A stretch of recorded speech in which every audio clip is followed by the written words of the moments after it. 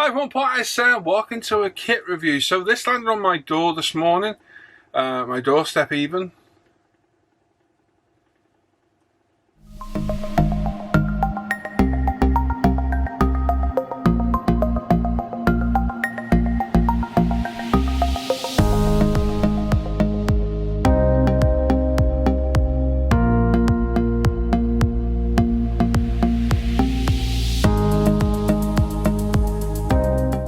Hi everyone, Pat is welcome to another kit review. So this landed on my doorstep this morning. Ordered it on Friday evening late on, and it was dispatched by DPD by Hangouts and arrived early this morning, and I couldn't wait to get my hands on it and review it. So here we are. I'm a big P-51 fan. Now with every subject I build, I know little bits about them, not a massive amount. So I'm not here to nitpick what's wrong with the kit. I'm not here to nitpick what's right about the kit in aircraft terms. I'm here to look at the quality of the kit and how it should go together, because as a modeler, that's what interests me more than whether it's totally accurate. Probably goes against what a lot of people strive to do. For me, I want to build a good looking plane. I'm not bothered if something's slightly too small, a little tiny thing's missing, something's not quite right, or there should be 6 of them, there's only 5. That doesn't really bother me all that much. It's just the type of modeler I am. I enjoy the subject and the building of it more than anything. So when I look through these kits, I'm looking at the quality of the molds, how it's going to build up, is it overcomplicated, are the decals good, so on and so forth. So like I say, I'm going through the kit and I miss important pieces, or don't mention things I've mentioned in other reviews. I've not looked at any other reviews out there at all. In fact, I've not seen many of this yet. So yeah. So yeah, like I say, I'm more here for the model subject matter itself rather than how accurate it is. So that's what we're going to look at today. It looks a great kit. It cost me, it was £35 for the kits from Hangouts, and I paid a little bit extra, £6 delivery DPD to get it a little bit faster. So it came next day, which, considering it was only dispatched on Saturday, is good going over the weekend. Now, it's billed as a limited edition kit. To me, it's just a trophy pack kit with a few more decals in it. It's, the way Eduard words things is a bit, yeah, it's one of those. 35 quid, is it worth it? Having looked what's in the box already, probably not, no. I think it should be priced more around the £25–30 mark at a max, and the price probably will drop as it goes along. But for now, it is what it is. I wanted it, so I went and bought it. It's one of those things. Typical Profi pack, so you get the kit, brand new molded kit box. It is their kit. We've got the Eduard mask set, the zoom set for all your cockpit PE, 6 decal schemes, cartograph decals, and a very, very nice instruction sheet as well. So you get a lot in there for your money, but limited edition with Eduard for me means you get resin bits, other extras in there. So it's a bit disappointing to not see it with this kit. It's more, I'd say it's a Profi pack than a limited edition. But who am I to nitpick what a company calls their stuff? There we are. Right, now, as I was saying in this video, I built the HASEGAWA kit and the Tamiya kit and the HASEGAWA kit reboxed by Italy. P-51s are one of my favourite aircraft. I've got the 32nd scale Tamiya one up there as well. I love them. They're phenomenal looking, sounding, very formidable, and yeah, I just love the aircraft. So I've got experience with the Tamiya and the HASEGAWAs, so they're, even to this day, still great kits. Are they going to be outgunned by this? Hopefully. And we'll get a bit of extra detail out of it as well. So we'll see. So let's go to the bench, let's have a look, and let's see what we get. Right then, so here we go. As you see, box art, lovely, absolutely fantastic depiction of the Chattanooga Choo Choo P-51D. Now I believe this is, let me get this right, it's a late D model, early P-51. I believe that's right, I might be wrong. Don't shoot me if I'm wrong. But box art's fantastic, typical Eduard, absolutely superb. On the other side, we've got the 6 decal markings, which we'll go through in a little bit. We look at the instructions. Kit numbers, treble 1 is 34. On the other side, just a little bit of detail about the kit, cartograph decals, and another picture of the aircraft. So very nice, typical Eduard box, nice and sturdy, and difficult to open, as they always tend to be. So let's pop that over there. Inside we have our instructions, which we'll put to one side. That's a massive instruction sheet. We've got clear parts on the typical circular sprue. We've got wing sections, fuselage. All the other sprues are all in one bag together. We've got our mass set. We've got our P zoom set for the instruments, etc. And we've got a nice decal sheet from Cartograph with some very nice decals in there by the look of it, so that looks pretty promising. So we'll start those later on. First off, have a look at all the sprues and have a little chat about what we've got in here. Now, don't shoot me if I get the details wrong. I'm a modeller. I love P-51s. I don't know everything about them, so if I get details wrong, please don't be complaining in the chat. It's just one of those things. So first impressions, wow, that riveting's lovely. Very nice. I've looked at the instructions on the kit very quickly when it arrived. It arrived earlier on. I've not actually looked at the kit. That looks phenomenal. Very, very fine riveting. So let's have a little look at this first. So on this sprue, we've got our two fuselage halves. We've got our tail. And what I'm assuming are two different tail fillets. Yes, they are. Okay, I'm not sure the difference. I'm sure we can figure that out as we go. So let's have a little zoom in. Let's have a look at some of the detail on this. So there you go, there's the riveting detail. Absolutely superb. All the way along.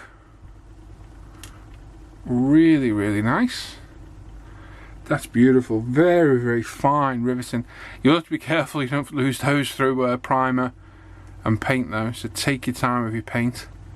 Don't be going mad with it, but yeah, that is beautiful. Panel lines are super, super fine. Very nice. And they look absolutely fantastic. Absolutely superb. So everyone I shot, I'm just having a little look myself. Like I say, first time I've seen it. As you can see, panel lines are lovely, really, really nice. The riveting, superb. As too is all the other surface detail inspection panels. So on and so forth. Interior detail, there isn't really any. It's all depicted separately. I've seen that in the instructions. So the sidewall panels are separate, so on and so forth. But if we look at it quickly, I zoomed out too quick, my pardon. The two fillets, I'm assuming they're fillets, that's what they look like anyway, these two parts. We'll know when we go through the instructions. Are slightly different. So it's going to give us two different age P-51s, and we've got our actual, is that the actual rudder? I believe it is, yeah, it is the rudder. And again, nice detail on there. Got nice raised, recessed, very clean as well, really cleanly moulded. The only bad thing on there is a fingerprint off me. So very nice. So the fuselage halves look good. Like I said, we've got the two different fillets for the tail there to give two different options, I assume. But that is a very, very nice, superb moulding. Superb. Have a shot when I take superb. Say superb. Right, now what have we got on here? We've got tyres moulded in half. We've got landing gear, the gun ports for the wings, exhausts again, so we've got two different types. Can't see quite what's going on there. We've got the under cowling, the undervent cowling front there as well. I'm assuming these are rear gear bays, and then we've got the part of the front gear bays as well. But look at it, they need building up. There we go, there's all the sections there to build them up. And again, very, very fine moulding. Really exact. Very, very nice. The tyres, moulding in half. I did see somebody complain about that today, but yeah, there's resin parts out there should you wish to get them. If you sand them, you are going to lose the detail that is on there. If I zoom in, you can see there is tread pattern built in there, so you are going to lose that if you sand. So if you're bothered about that, my best advice would be go out and get a resin replacement set. There are some very, very nice ones out there. We'll just scroll through the parts. I'm assuming they shouldn't be bent. I don't know. No, they should be bent. So we've got a multitude of different parts. I'll just scroll through them all and have a little look. Right through to the wheel hubs as well, which are nice. And the rear gear wheel as well. Yeah, the detail's good. It's pretty decent. There's some detail on there as well. And on the whole, it looks good. The exhausts, if I can show you there, it'll zoom in. There we go. They are hollowed out at the end. Which again is another nice little touch. Quite impressive. Very, very nice. Gear doors. And so on and so forth. Can't see any problems there at all. Everything is crisp. There's no marks or bearing or any flash or mismolds that I can see. It does look really good. So again, very, very nice. Like I say, there'll be all sorts of subtle differences on this that I won't notice. Other people may. For me, I'm looking at the quality of the kit and what it should hopefully build up into as a Mustang fan. Like I said, I built the Hase kit and the Tamiya kit and the Hase kit in the Italian reboxing, which I believe are the same molds with different plastic. That's what it seemed like to me. So on here we've got rocket tubes, we've got drop tanks, got a couple of bombs. Oh my god, that plastic's ultra shiny on that sprue. Ultra shiny. And again, yeah, some of those parts are ultra high gloss. Making sure there's nothing actually on them at all. No, it's just the plastic. Plastic's super, super shiny. So yeah, we've got the rocket tubes, some bombs, drop tanks, and again, all moulded in half. So you're going to have to get some careful sanding done where it's needed. But yeah, there's some nice surface detail on the drop tanks. Got the fins, we've got some, I'm assuming they're MG mags, that's what they look like. And again, no problem there at all. All very finely moulded. I'll come in and have a little quick look. So there's your bomb fins. Some bombs, some drop tanks, some mounts. Some, are they rockets? I believe they are. Then we've got the rocket tubes. And then basically the entire bottom section is almost mirrored to the top. Not exactly. And you got the center section there as well. So again, very, very nice. It is super, super shiny plastic. Only in places though, which is what's got me worried that there isn't something on. There is something on that surface, definitely. As soon as I hit it with my finger, and even if I buff it back up, let me have a look. Yeah, it doesn't go as shiny, so there's definitely something on that surface, but pay attention to it. Once you've built it, give it a wipe over and you'll be good to go. Okay, so props. We've got two different style props, three different style props, my bad. Wow. We got the prop spinner plate, some of the sidewall detail for the cockpit, instrument panels, the seat, nose cones, control stick, multiple instrument panels, console for the top of the instrument panels. We've got some hoses, smaller section parts, radio battery box, and yeah, again, no problems there. Everything's crisply molded. There's some very, very fine parts molded in there. And pretty well done as well. It's got the curve built in ready for the fuselage, I assume. Foot control pedals. And again, not really much to show on this. The props look good. Like I say, you've got three different types. I'm going to guess they're for different ages. And yeah, super fine detail.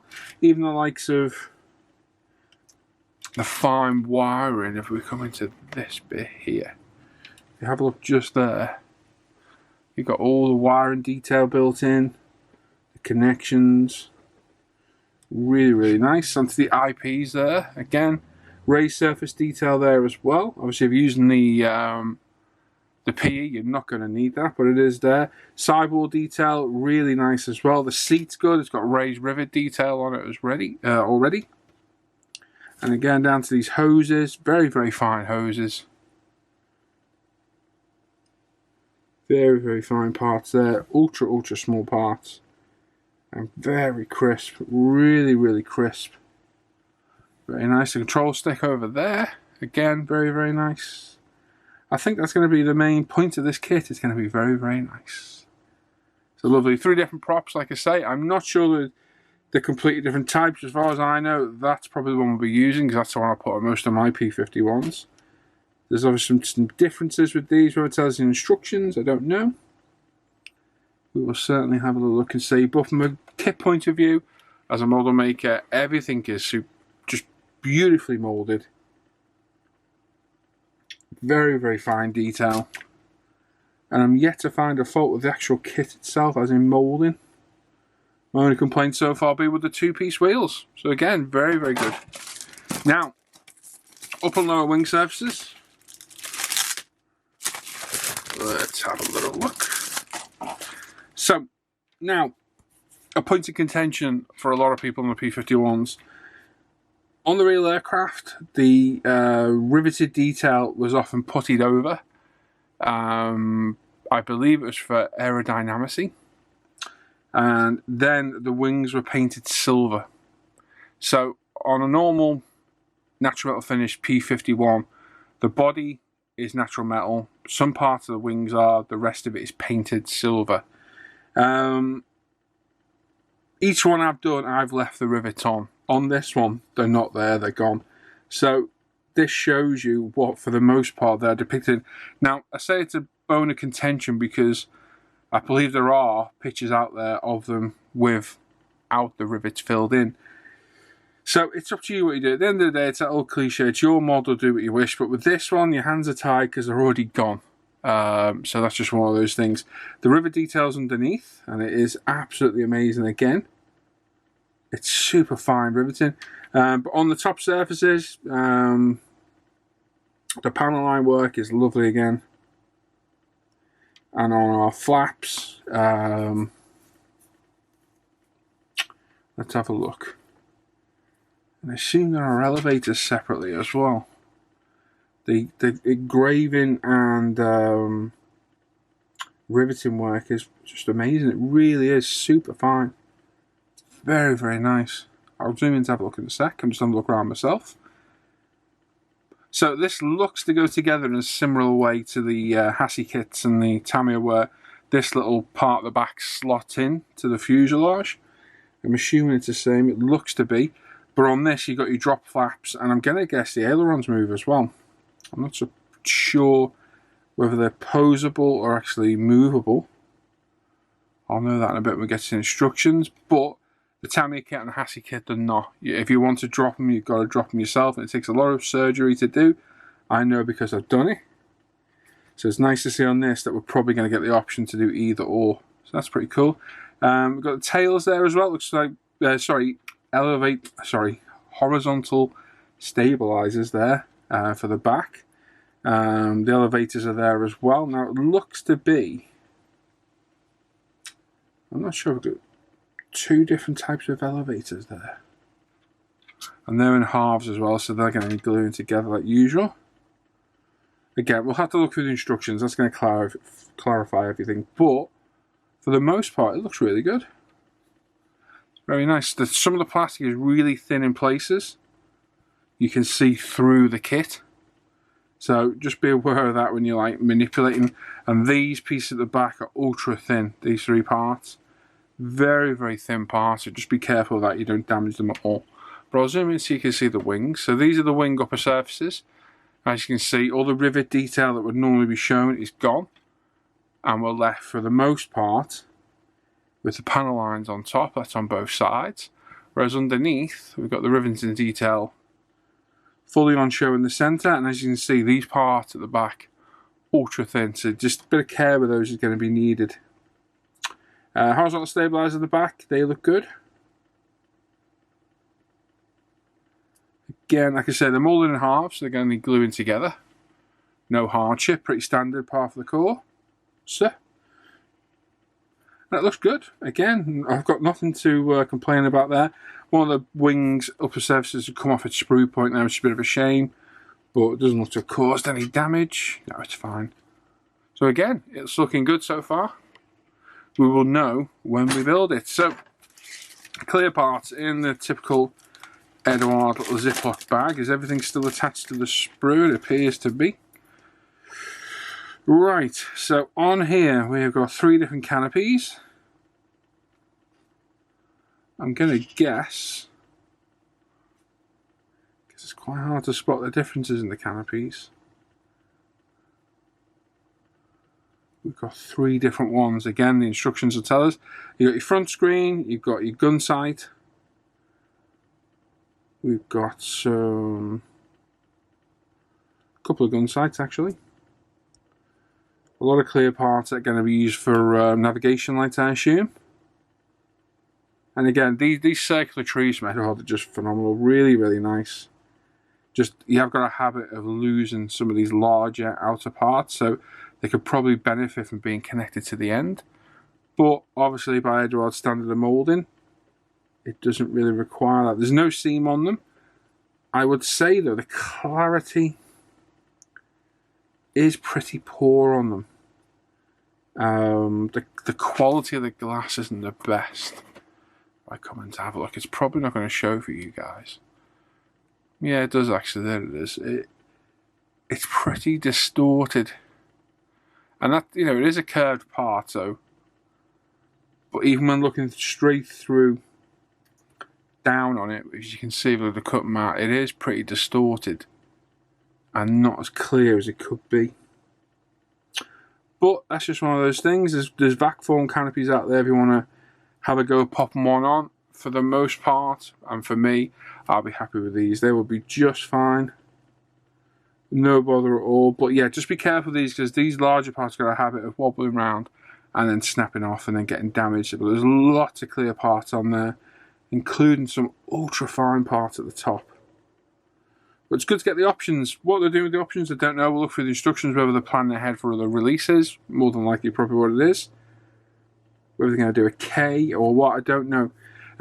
Let's see what the instructions say when we get to them in a minute. So there's all the actual kit gone through, and that looks good. Like I said, the only thing that bothered me there is the 2-piece wheels. But again, not the end of the world. Just one of those things. Now, limited edition kit. Not quite sure what makes it limited edition. I'm going to guess it's the decals offered, but it's basically a glorified Profi pack.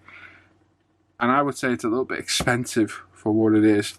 I think this should be priced around the £25 mark, like a normal Profi pack, and not £35 plus like it is everywhere else. But it is what it is. I've been waiting for this kit for a while. As soon as I saw Eduard was doing one, I thought, I've got to get it. I steered clear of the Meng one because I didn't like the snap together feature of it. I just thought it cheapened the kit a little bit. That's just me, my personal preference. Airfix have brought one out, but I thought I'd save and wait and get this. And it looks good. It looks brilliant in the box. So we've still got the mast set, which is here. Very, very simple to mast the old Mustangs. They're not difficult at all. You've got a very simple front screen, and just using long pieces of tape. The rear canopy isn't an issue at all. There's a lot of masking on that sheet. Whether it's going to show, if I can angle it, you'll see it. There you go. There's a lot of masks on there, and by the look of it, it's got pretty severely creased somewhere. And we're missing a little blank out the middle of there, but that's not the end of the world because we don't think we need that piece. But that's quite busy. It's giving us a few different options there for different canopies by the look of it. So quite a busy sheet there. I'm hoping it'll show. There it is. Now it does. It's a very, very busy sheet. So hopefully this is Eduard planning ahead for future releases. We will find out either in these instructions or at a later date. Now we've got the zoom set. which is just basic coloured cockpit PE with a few other parts. There's nothing else in there. But to be fair, it doesn't look bad at all. The IP looks good. Placards and other controls are good. Even the belts are better. Eduard's belts have got better. They definitely have got better. But I do like the HGWs, and even the ones we sell at UMP, those paper ones are really good. But for PE belts, they're nicely detailed. Very nice. And the rest of it looks great. Typical Eduard PE. Instrument panel looks decent. Probably could benefit from being replaced with a Yahoo one, which I've used before. But no problems there at all. That's going to make a nice detailed cockpit. So let's pop that back in. There we go. And then we come to our decal sheet. So what we'll do is we'll have a look at the decals, and then we'll discuss the schemes as we go through the instructions. So I'm looking for quality of decal, which is what I'm normally looking for in the kit. Like I said, I don't know everything about everything. I know little bits about stuff. But for me, I'm reviewing the kit, as in the kit's quality, how it builds, yada yada yada. Not what mistakes are on there, what's missing, what needs rectifying. You guys can do that out there. That really doesn't interest me. So, an Eduard cartograph decal sheet. So, we've got all our stencils at the bottom. It's quite a comprehensive stencil set as well. I'll just zoom us in so you can have a look. Then we've got all the markings up there for the rest of them. So we've got Meg, Chattanooga Choo Choo, Caroline, Miss Steve, Marie, Raven Rhoda, and Forbolt. Is that one of them? I'm not sure. We've also got some swastika kill markings at the top. And the decals, they're just faultless. Typical cartograph. Colours perfect, all in register. You got your IPs there as a decal as well, should you not wish to use the PE. And yeah, you've got no dramas there at all. Sadly, if you live in in Europe, there's a good chance this could be missing due to restrictions on the swastika marking. So it's just one of those things. If you get them, you get them. If you don't, you can buy a massive sheet of them from like likes of Hannons. So it's not the end of the world them being missing. It's just a bit annoying. So a very comprehensive decal sheet, and they look fantastic. They shouldn't give you any issues at all, and you've got plenty of spares left behind to build other ones as well. So very nice, very nice decal sheet. I like it a lot. Bear with me a second while I battle these stupid sticky bags where you try and put your decal sheet back in and the stickiness just grabs everything and it's like, nah mate, you ain't putting that in there. I'm holding on to this for a bit, so you end up ripping the bag or thinking, screw it, I'll put them in the box loose. But for the most part, I think I've got this in. There we go. Go on, in you go. Hey! Well done. Well done. There you go, top marks. Bear with me. There we go, that'll do there and there. Let us zoom fully in. Out, rather. Now the decal sheet. The instruction book is quite a decent size on this. It's full A4. Nice colour front. Again, depicting the box art. Information about it. P-51D 5 with a dorsal fillet assembly. Very cool looking plane. So we start off with the sprues. And there we go. There's all the blue parts of everything not required in this kit. So let me zoom in a touch so you can see. So, we're not using any of those parts there. None of the rockets. Any of those bits in blue. There's a lot of that sprue we're not using. So obviously, like we say, they must be planning ahead for a different kit, which is good. I'm not sure. I've not looked into it. I don't know if they are or not, but they are. Must be. Two different props aren't used. I said it'd be that one, didn't I? And one of the fillets isn't used as well. So obviously, they're planning ahead for newer kits. So there's a sprue layout. We've got the colours there as well, which are Mr. Hobby Aqueous, Mr. Colour.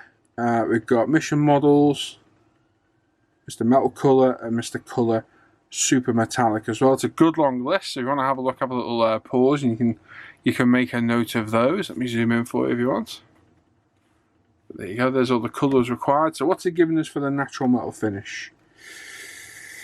Gonna guess it's going to be super fine silver is what it's giving us, which is a beautiful colour. But if I was going to do this, I'd do it in Tamiya AS12. I've seen John Bellows' B17, and that colour looked absolutely amazing. So there's all the colours required. So we pop on to the first step, and we're starting our assembly with the rear part of the seat, getting the front on, fuel tank, battery box, radio, so on and so forth, all assembled into the cockpit. Now it's a flat black floor cockpit because these were, I believe it was plywood, painted black. It often wore through.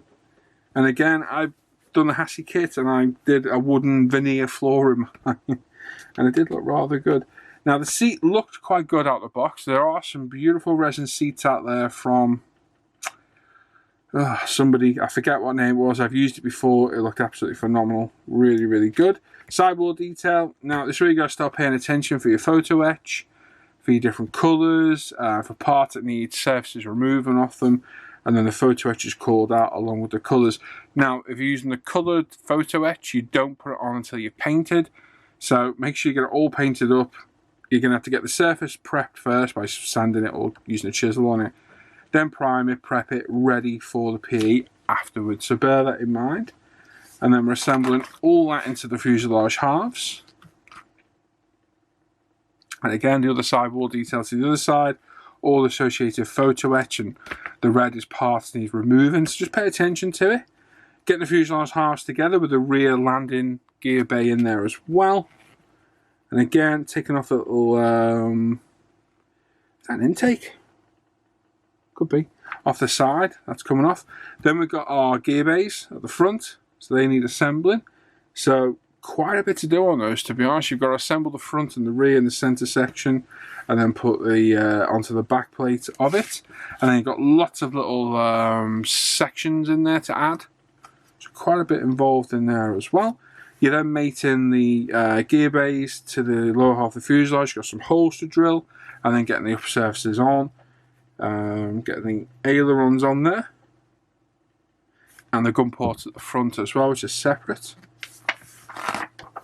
We then move on to attaching the wing section to the fuselage. And then we've got a tail section with the horizontal stabilizers, elevators, and the fillet in there as well. So we are picking the D5 part. Again, the horizontal stabilizers are in two parts and they're gluing together. IPs next, that slots in from above once that's all assembled. So obviously if you're using the PE, you need to prep for that. Now, I'm taking it with the PE.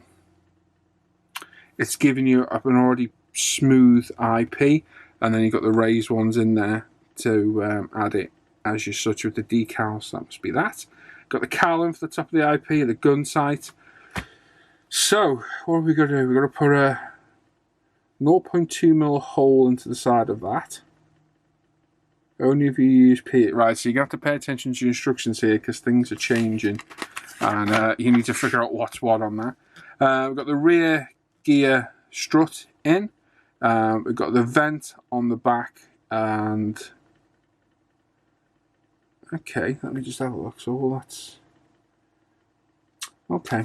I'm just looking at how it assembles. Because obviously I built the Tamiya HASE kit. I'm just seeing if it builds up in a similar way. And this is pretty similar.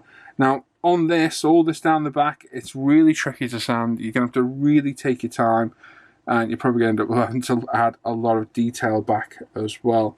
So bear that in mind. You've got the front cowling for the cooling vent at the front. Little intake vent under the on the nose underneath as well. Lots of little parts. You're going to have to really pay attention when you're building this. Right, so we've got landing gear, wheels, tyres and legs. Again, simple assembly as you go. Colours are called out. So we're onto our flaps now. And let's have a look what we've got there. So you've got the little part at the edge. Okay, that's pretty cool.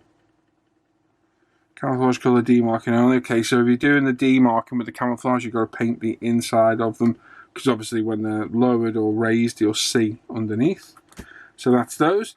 Canopies, now it's listing A14, 13, 14, 15 different canopies, and listing out the different parts of the masking, and telling you to use liquid masking oil. Don't use liquid mask, it's terrible stuff.